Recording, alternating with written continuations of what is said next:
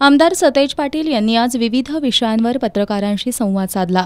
प्रचाराचा आमचा एक टप्पा पूर्ण झाला असल्याचंही त्यांनी यावेळी सांगितलं। कोल्हापूरच्या जनतेमध्ये कोल्हापूरच्या मातीतील छत्रपतींचं व्यक्तिमत्व दिल्लीला पाठवायचं असा विचार लोकांच्यामध्ये आहे।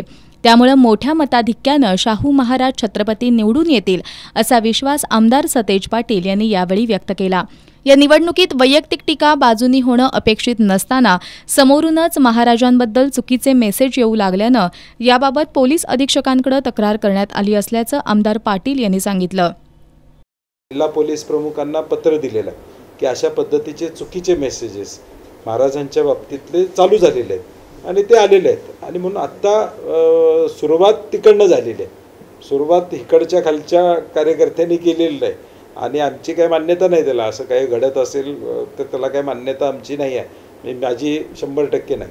आणि म्हणून पहिले मीच तक्रार जिल्हा काँग्रेसचा अध्यक्ष म्हणून 3 दिवसापूर्वी जिल्हा पोलीस प्रमुखांच्याकडे दिलेले की चुकीचे मेसेजेस महाराजांच्याबद्दल पसरवले जात आहेत, SMS WhatsApp येत आहेत आणि म्हणून त्याच्यावर कारवाई करू म्हणून मी ऑलरेडी पत्र दिलेलं आहे।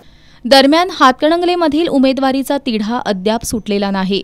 माजी खासदार राजू शेट्टी यांनी महाविकास आघाडीचा प्रस्ताव नाकारला असला तरी हातकणंगले संदर्भात वरिष्ठ पातळीवर अद्याप देखील चर्चा सुरू असल्याचं आमदार सतेज पाटील यांनी सांगितलं। अजून शिवसेनेनं परवा 17 मला वाटतं यादी जाहीर केली लोकांची, ते आता हातकणंगले त्यांनी जाहीर केलेलं नाही। त्यामुळे अजून हातकणंगलेची चर्चा वरच्या पातळीवर चालू आहे। महाविकास आघाडी म्हणून अनेकांशी चर्चा आम्ही इथल्या स्थानिक लोकांशी प्रामुख्याने केलेली आहे आणि सगळ्यांची इच्छा साधारणपणे दिसते की राजू शेट्टींच्या बाजूनं आपण राहावं, कारण की आता वंचितनं ऑलरेडी तिथं उमेदवार दिलेला आता। त्यामुळे या सगळ्या चर्चा वरिष्ठ पातळीवर होतील आणि आज किंवा उद्या मॅक्झिमम यातनं निर्णय येईल। इंडिया आघाडी तयार झाल्यापासून लोकांना नवीन पर्याय मिळाला असल्याचंही त्यांनी सांगितलं। 2019ची आकडेवारी पाहिली तर भाजप स्वबळावर निवडून येऊ शकत नाही अशी टीका आमदार सतेज पाटील यांनी केली।